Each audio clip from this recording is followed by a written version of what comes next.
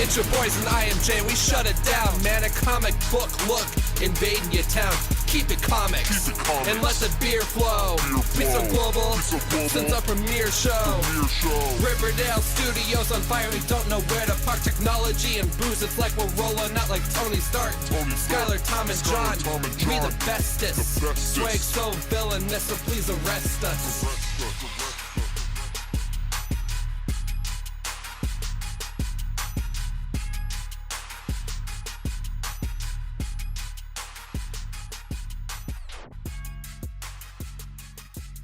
Alright. Welcome to a comic book look, everyone. It's your weekly, sometimes weekly. We're on summer hours, kind of. It's just starting. I'm out of excuses. It's your comic book premiere YouTube channel.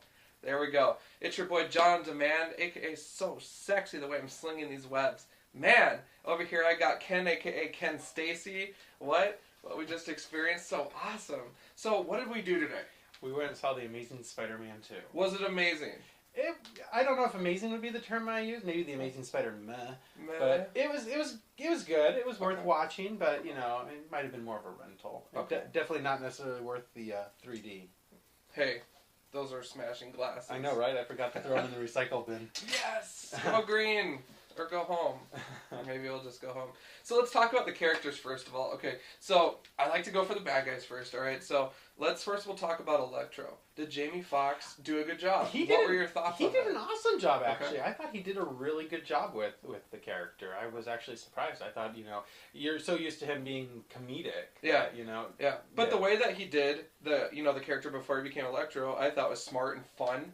Nerdy, being pushed over, you know, kind of that invisible, you know, guy that, you know, you and I work with or whatever. Maybe you're that person. Right? The guy that gets overlooked. The guy in the corner you never thought. It's always the quiet ones, right? I thought it was cool.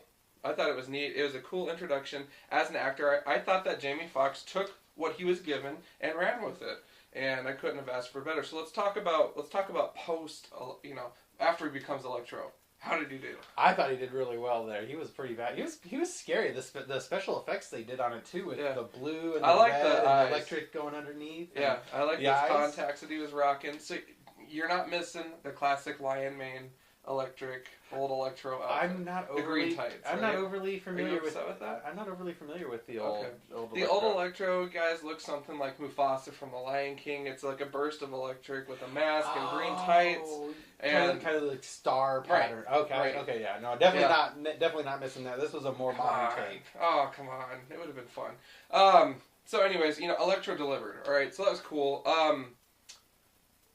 Let's talk about the cameo of the Rhino. The Rhino. Rhino. I can't talk. The Rhino. Could have been the Rhino for as much as they had him in the movie. Right. It was. You see him in every single trailer for this movie. And what were Ken and I doing? Where's the Rhino? We're about 90 minutes into this thing. Where's the Rhino? Right? Mm-hmm. And then, spoiler alert, it doesn't happen until the last 5 minutes. Literally the last 5 minutes. Him in the. I don't know about that, man. To me, it just felt more of like it was a setup for the Sinister Six, and you know, it's great that they're using one movie to branch off into another movie. Right. But I was really kind of disappointed. Like you said, we were sitting there, and I'm like, okay, we're almost 2 hours into this movie. We haven't seen the Rhino yet. Where's the Rhino? Yeah. So Sinister Six setup smart. It was fun. How many secrets lurk within Oscorp is one question that really just stays on my mind, and. Ultimately, that setup is kind of exciting. I'm always rooting for the bad guys, so why not, with a movie of 6 of them, why not root for them? The rendition of the Rhino I thought was a little hokey, and there was one scene I just have to call out, even though we're going to probably have a rant section here in a second. One scene, you're in a shoot-off with a ton of cops, and you're in a robot Rhino suit, and you open up your faceplate where your face is completely visible, and you have 20 officers firing at you. How did all of them get their badge, first of all? You have to have some accuracy with the gun, I would assume. So when you're opening it up like, hey, I'm the Rhino, I'm an escaped convict, whatever, why would they not put one through you when you're destroying town, putting hundreds of lives in jeopardy, firing rounds at multiple officers? At this point, it's over, right? Yeah. No, Hollywood bullets, missing left and right. I don't get it. Yeah, no, somebody should have yeah, I don't get a shot off. Last bad guy I wanted to talk about, Harry Osborn, yay or nay? Were you on board with the hair trade? I did actually like the way they did that. Okay. I did. I thought that was pretty cool, actually. I mean, I knew he became the Green Goblin, of course. Right. But I thought that was neat the way they actually brought no spoilers. But yeah, it was actually, I thought, well done. Okay. Well, totally load him with spoilers. Okay. Well, I thought it was neat. He actually winds up taking the spider venom that wound up making Spider-Man who he is. Yeah. And it didn't have a very good effect on him, and it kind of did damage, and then he wound up getting into the super soldier suit that wound up repairing him and healing him. Yeah. And I thought that was a neat little... So this wasn't the last that we heard from Harry Osborn? No, not at all. Okay. I'm sure we'll hear more from Ravencroft at any point. So if that suit was readily available, why did Norman kick the bucket? I don't know. Maybe we'll find out in the next episode. Curious. Harry Osborn was cool. It was awesome done. Very creepy kind of guy, character, lurking. His friendship with Peter was even kind of weird. Like, I'm going to give you I'm standoffish at first. When I first meet you, I'm in a meeting, bro. I don't have time to talk to you. Oh, let's go throw rocks in the pond. Like that kind of stuff. It was a very hit or miss kind of thing for me. Not consistent. Yeah. But the kid's been at boarding school. I think I would have been traumatized too. That's like, me not going to the comic shop in like 3 months. I'd be freaking out. So... Well, I get it. And the whole thing is, I want Spider-Man's blood, I want Spider-Man's blood, and then Peter tells him, no, I'm not giving you, he doesn't know it, his blood. Yeah. But it's like, we were friends. Yeah, 8 years ago. I mean, I don't know anyone I know from 8 years ago that, here, let me just give you some of my blood. I'd be like, hell no, dude, I don't know who the hell you are. It sounds like a bad party story. It kind of what it sounds like. All right, well, let's go to the side of the light here. And who was your favorite good chess piece in this movie? Gwen Stacy. Okay. Ken Stacy. I liked her. She was pretty badass. You know, here she is, no powers, no nothing, and she's like, I'm here to help. I'm making my own decisions. I'm going to do this, and I thought that was pretty badass of her because she doesn't have the powers to fall back on. She is just a regular human doing whatever she could to help, and I thought that was pretty wicked. Right on. I thought that my favorite character, and I said this about the first emo movie, that this series as well, was Aunt May. A very strong portrayal. A woman lost her husband. She's making it work on her own, going to nursing school. She made a reference to that, how she's going to class with 22-year-olds, and Aunt May is just holding it down. So I thought that was awesome, and it kind of shows, it takes a peek into culture these days where you got to, work to make ends meet and put bread on the table. That to me spoke a lot. And as a character, I think Aunt May probably is my favorite of this whole movie. Come on, Sally Field, you can't go wrong. I mean, Oscar-winning actress. She was Forrest Gump's mom for crying out loud. I know. She's awesome in everything she does. So. But yeah. Well, let's talk about the man of the hour. And literally an hour. Spider-Man. An hour of tears. Twilight. How did it go? How did it go? Peter Parker. It was pretty good. I know lots of angst, lots of brooding, looking in the distance all pensively. Yeah. I mean, like you summed it up. It was Twilight Spider-Man. Twilight and tights. So I mean, it was a good movie. Yeah. But he just, I don't know. So how about this? I love you on the bridge, right, in Webbing. All right, cool, right? That was cool.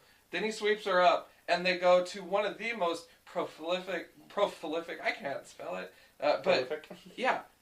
You're on top of a bridge, unmasked, in your Spider-Man outfit. No one's thinking to take pictures. There's no newscopters in, the big city, right? Come on, dude. That's like the scene from the first movie where he was fighting cops without his mask on, basically. What? And nobody caught it? What? Yeah. What's going on here? This guy is lucky that the press has not aired out his identity yet. I don't know. I mean, personally, Aunt May could use those royalty checks off of those Spider-Man get-ups that kid was wearing towards the end. I'm just saying. That was my only rant with it. Other than that, it was a lot of tears, a lot of bullshit, whatever. I get it. I don't know. For me, it was still it was way too angsty. I think that little kid was still a better Spider-Man than he was. Oh, totally! Give the kid his own movie deal. I would totally watch that little kid who actually stepped up and had balls compared to the main actor. Totally. I completely agree. Little kid dressed as Spider-Man against the Rhino. Right. Have the little kid go up against the Sinister Six. Here's a conspiracy theory for you fans. Little kid's going to take on the Sinister Six and win. But I don't know. That actor, I'm just not sold on him. Too many tears. I don't know. I thought it was funny through the whole movie. It's like, I'm going to move to England. Yeah. And he's actually in real life from England. Yeah. So I thought that was he's kind like, of no, funny. you shouldn't. That's a bad idea. Secretly, he's like, please do. You know, the character wanted to scream out, I know all about England. I don't know. But ultimately, you guys, the movie got so many mixed reviews that we waited weeks after it came out. I think we made a good decision by waiting. I wasn't going to wait in line for any of that. No way. I don't know. Let's just get to ratings and let's keep it short and sweet. I would give it a beer rating. I would give it 4 out of 6 beers. I mean, it's definitely worth seeing. It might be worth seeing in the theater. I don't think it's worth paying the extra for the 3D. The 3D was effective though towards the end. Yes. That's about the only time. During and then the intro, the swinging. Yeah. But other than that, I totally agreed. So if you do want to go see it, from this point on, we recommend the matinee early bird specials. What are you going to give it? What? I know. I was just feeding off. Oh, okay. I just want to know your rating. On a couple episodes and runs the coop already. Look at this. What? Well, Rooster syndrome over here. All right. Well, let me give my beer rating then.